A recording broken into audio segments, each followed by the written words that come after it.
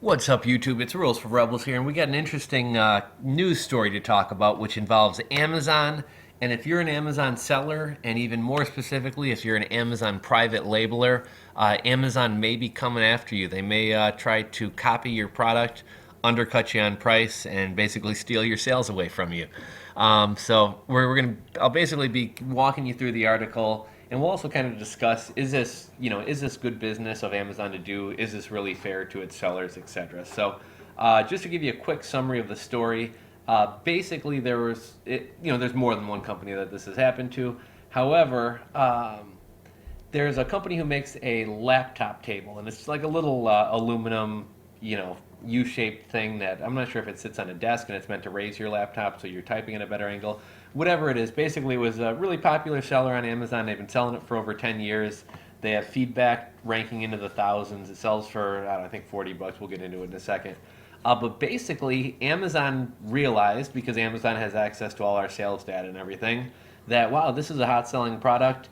It would probably be pretty cheap to make. I mean, all it is a piece of aluminum basically folded over. We should start selling this and basically steal this guy's customers and purchases. Now, Amazon owns a selling platform. When you sell something on Amazon, you give Amazon the right to, I think they have the rights to your pictures and everything else. And, obviously they get all the sales data. So, I mean, at the end of the day, if you don't like this, if you don't think that's fair of Amazon, then don't sell on their platform. But you know what I mean? Amazon is a great platform for a lot of sellers. A lot of people's businesses are pretty much entirely built around Amazon and their Amazon sales. So, even if people may be, a little bit salty at Amazon, at the end of the day, a lot of people's businesses wouldn't even exist without Amazon. And they'd take a huge hit to their sales if they left Amazon. So I don't really see a lot of people leaving Amazon. And as of yet, I don't think this problem is rampant.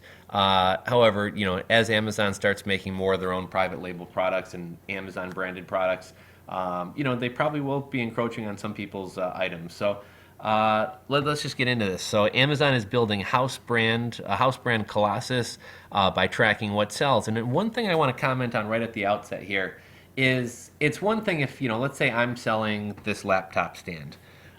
It's one thing if, that's the whole reason people use programs like Jungle Scout and for eBay Terapeak is to basically get some insight into Amazon sales data. What are some hot selling items in different categories? That's why people like you and me browse the Amazon bestsellers list. That's why we use analytic programs like Terapeak and Jungle Scout. To some extent, sellers should expect competition. If I'm selling a product, even if I'm the original one to start selling it and I'm the first one out there, eventually people are going to notice that I'm making money with it, it's getting good sales stats, and people are going to try to hop on my listings, people are going to try to come out with their own line of stuff. So basically, if you're early to the game on a product on Amazon, your goal is to rack up feedback, as quickly as possible, so that by the time other people come into the game, you already have 200 feedback, 300 feedback, 500 feedback, or 1,000 feedback, and it's basically impossible for anybody to kind of catch you in terms of Amazon ranking and things like that. Where I think this is unfair, because like I said, fair game for, I'm not the first person to sell all the products I sell. Does that mean I shouldn't be allowed to sell them? Well, of course not. But how it's different between another Amazon seller or private labeler coming in and selling your product, we're not Amazon. Amazon basically takes a 15% fee for us. So to some extent, we're customers of Amazon. We sell on Amazon. We pay Amazon a 15% fee. We, abide by their very generous return policy. As sellers, we do all this. And Amazon obviously has back-end data to how our listings are put together, what keywords we're using, all the specifications of our product in terms of weight. Think about when you fill out a new product listing on Amazon.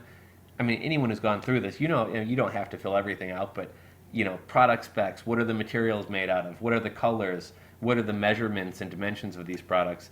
And so you fill all that stuff in. So Amazon has basically, to some extent, proprietary information about your product on their back end. Amazon knows how much you've been selling. Amazon has access to all your sales stats. So part of it, like I said, fair game, I'm not complaining, but part of it kind of rubs me the wrong way in the sense that I go on Amazon to sell. I pay them a generous fee for selling on their platform. and then they basically take inside information that they've gleaned from me building my business or building my product, and basically just kind of steal that information and go create a competing product. And if we look here in the case of this, the original one that's been selling for 10 years is the M Stand laptop stand. It's a number one ranked bestseller, 2,460 positive reviews. It sells on Amazon Prime for $42.95. And as you can see here, this is what theirs looks like. Amazon comes out and basically creates a Amazon Basics laptop stand. I mean, it's not exactly the same. You know, this one's rounded, this one's squared off, but I mean, at the end of the day, it's the same product. You know, branding right in the middle, branding right in the middle. So basically, Amazon realized, wow, this guy's making a lot of money selling these things. I imagine this thing probably costs like less than $2 to make, and that's probably on the high end. So selling it for $42 is pretty good margins there. Well, Amazon comes in and says, we can make something just like this, and we're going to sell it for $19.99. So to some extent, you may be able to criticize this seller for, well, they're asking too much money for a little piece of folded aluminum. But, you know, nonetheless, people bought it. People were happy with it. However, if I'm a consumer and I'm looking for a laptop stand, these things are essentially pretty much the same thing. Am I really going to pay $22 more to, you know, get this one? Like, they're going to perform the same way. I mean, they look a little bit different, but am I really going to pay $22 more for this? Probably not. So Amazon just won my business, and in a sense, Amazon stole the sale from this guy. So let's just kind of peruse through here. So in July, a similar stand, let's go back up to the beginning here. So Amazon is building a house brand Colossus, so that's essentially private labels or Amazon labels. And the guy who created this laptop, or somebody involved in the company, says, we don't feel good about it, but there's nothing we can do. So Rain Design, the company who makes the M laptop stand, has been selling an aluminum laptop stand on Amazon.com for more than a decade. As a bestseller in its category, the $43 product has a 5-star rating and 2,460 customer reviews. In July, a similar stand appeared at about half the price, the brand Amazon Basics.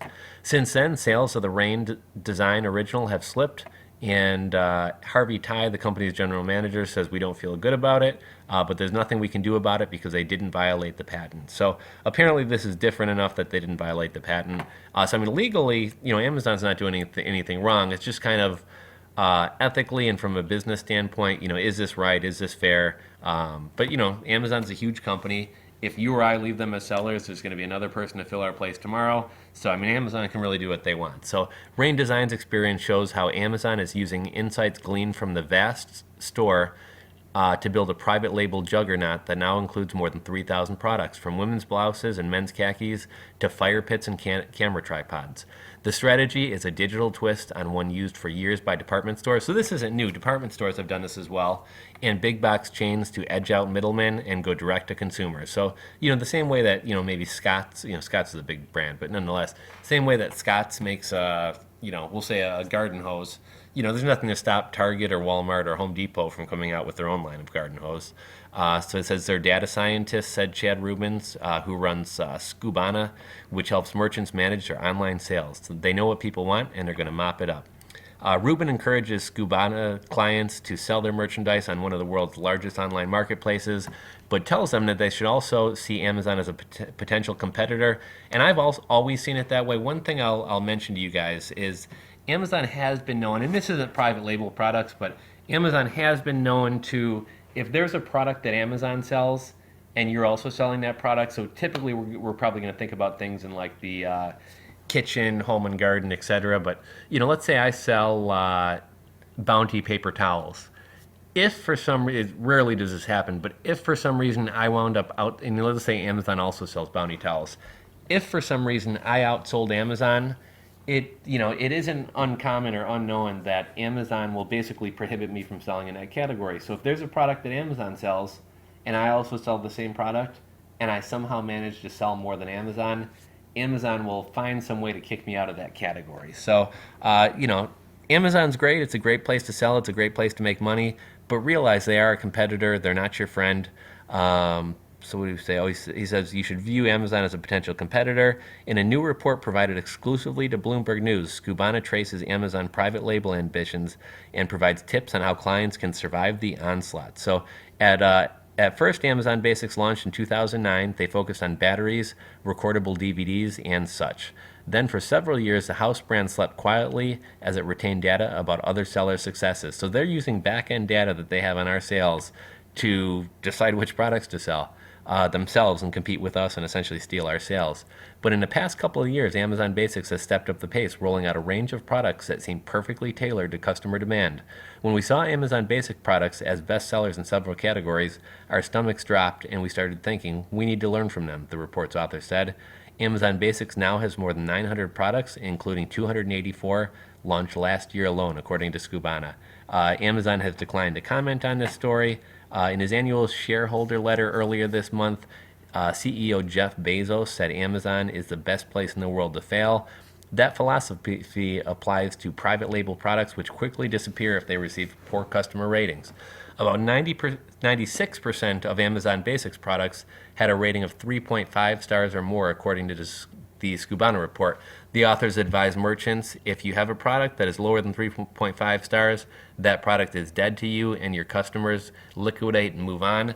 I would somewhat disagree with this. I mean, obviously nobody wants to struggle for 3.5 stars, but if you have a lot of reviews, I notice a lot of products like phone cases, phone chargers, cell phone window mounts, etc. Very, like 2.5, 3.5 stars, and they still sell thousands of products. So I don't know that I necessarily agree with that assessment. I think it could tell you maybe look at quality control, look at a way to tweak the design, and make the product better, improve the product, and come back. Amazon's size gives it a great advantage over so-called consumer startups such as mattress seller Casper and eyewear merchant Warby Parker, because Amazon can experiment with one product rather than having to build out an entire line. If an item flops, it's not a big deal. Amazon isn't only copying products made by small, little-known merchants like Rain Design. Its private lines are increasingly competing with big brands, and nowhere is that happening more than in apparel. So they talk about how Amazon earlier had partnered with Gap, Nordstrom, Eddie Bauer. However, now, if you search for something like a women's V-neck sweater, instead of coming up with those brands, you're going to come up with Larkin Row, which basically sells clothing, and Larkin Row is basically a private label made by Amazon. So Amazon realized, wow, Gap's selling a lot of sweaters. We'll come out with their own line of sweaters and sell them for cheaper. While Amazon's apparel brand remained relatively obscure, the online behemoth has a huge advantage over better-known labels. Shoppers increasingly start on Amazon.com to search for products, bypassing Google and traditional chain websites. In a survey of 2,000 U.S. consumers conducted by digital marketing firm Bloomberg, 44% have said they go directly to Amazon, and I think I'm probably the same way. So not only can Amazon track what shoppers are buying, it can also tell what merchandise they're searching for but can't find, and that's really valuable info. I was actually searching for a product today, and there wasn't a single one on it was basically a book on kind of a weird niche topic. I doubt Amazon's going to write a book on that subject, but knowing what people are looking for, that there's nothing available out there, gives you a huge edge, because you could be the only one with a product in that niche, even if it is a small niche. Amazon can just make it. Yeah, so basically, consider Amazon a threat. And one funny thing, I kind of got to wrap this video up. I'm coming up on the end of the time here. But one other thing I wanted to mention, Amazon has another program. I believe it's called Amazon Vendors or Amazon Vendors, I think it's called. Basically, with Amazon Vendors, Amazon will buy products from you directly wholesale. So I was actually contacted by him recently. There's a product that I manufacture, I won't say manufacture, the product I private label, I guess you could say. The design's been tweaked a little bit for my specific product, but I'm not necessarily the manufacturer. Anyhow, long story short, Amazon contacted me and expressed interest in buying these wholesales. So Amazon might, it's a product that I sell for $19.95. Amazon might come to me and say, hey, look, we'll give you $6 for every unit. We want to buy 5,000 units. Now, this product cost me $2. If Amazon started ordering from me and I could up my wholesale orders, I might be able to get that price down to, I don't know, say 140, 150. But basically, Amazon will tell me, okay, we'll buy 5,000 units. We'll pay you $6.